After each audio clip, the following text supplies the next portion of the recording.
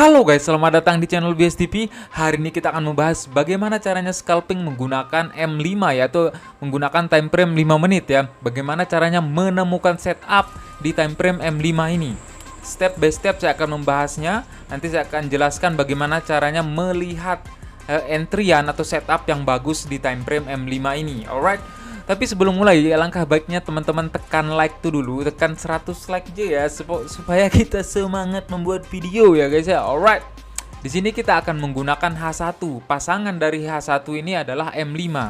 Jika teman-teman menggunakan H4, itu pasangannya ke M15. Itu dulu dicatat ya.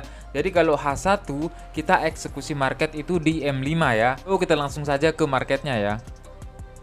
Jadi yang namanya scalping ya, 30 pip atau 50 pip itu kita bungkus ya, atau kita melakukan take profit.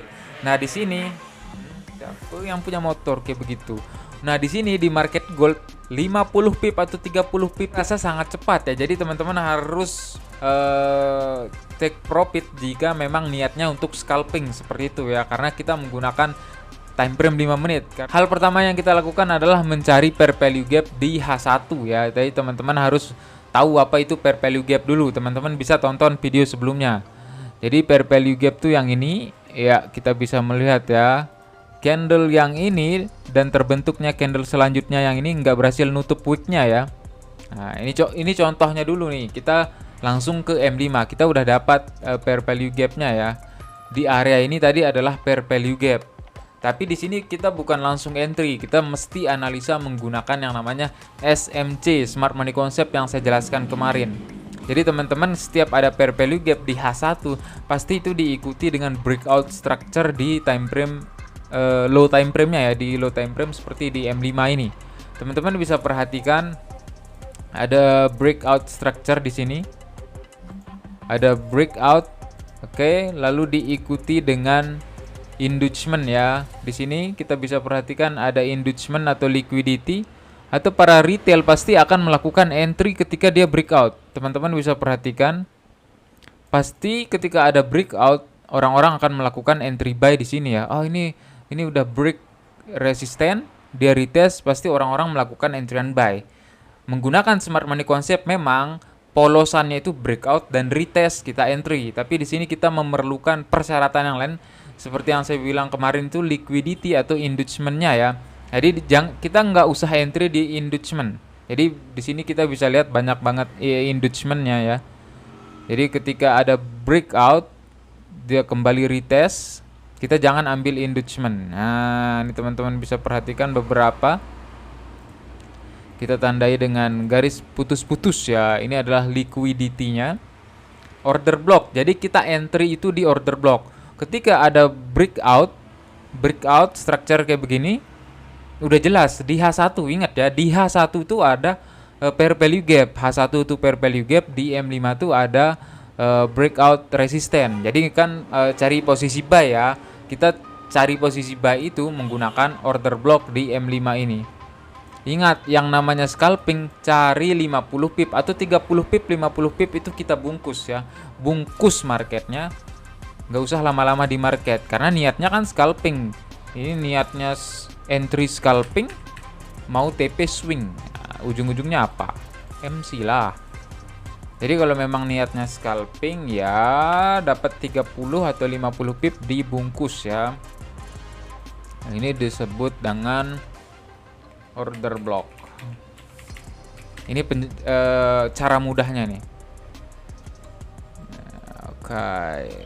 Teman-teman bisa hitung itu memang running berapa pip bang. Oke, coba kita perhatikan ya.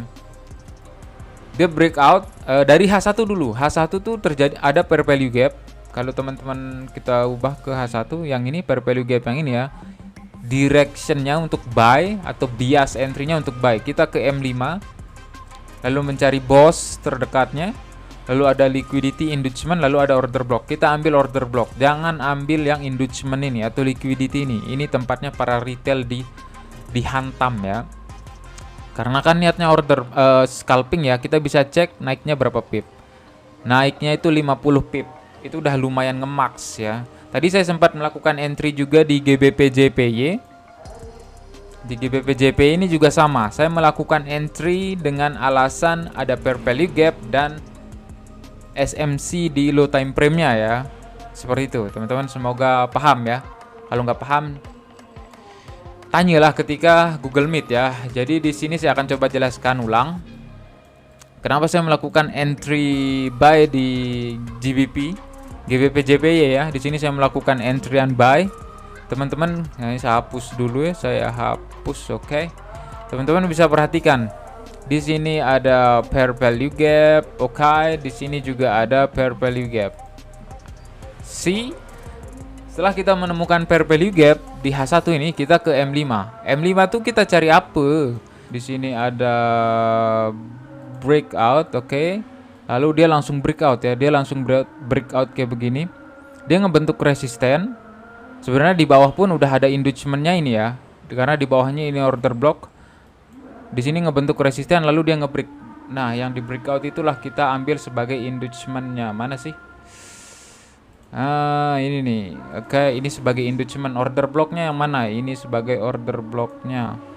Apakah dia retest ke situ? Kita tarik ya.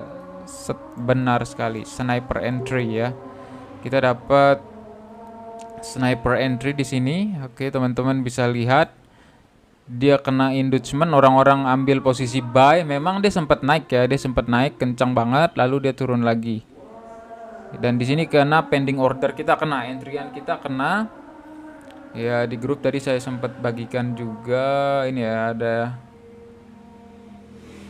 tuh TP max berapa cap, jadi udah ada yang entry.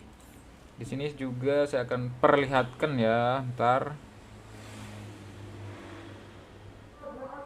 azan guys. Nah, teman-teman bisa perhatikan ini runningnya berapa pip. Sudah running 50 pip atau sekitar berapa tuh, $40 ya, sekitar $40. Alasan entry-nya sangat simpel ya guys ya. Oke, jadi teman-teman perlu diingat, cari direct. Kalau scalping di M5 cek dulu H1-nya. H1 baru mencari eksekusi order block, oke? Oke guys, mungkin segitu aja video hari ini. Thanks for support and see you in the next video man. Peace.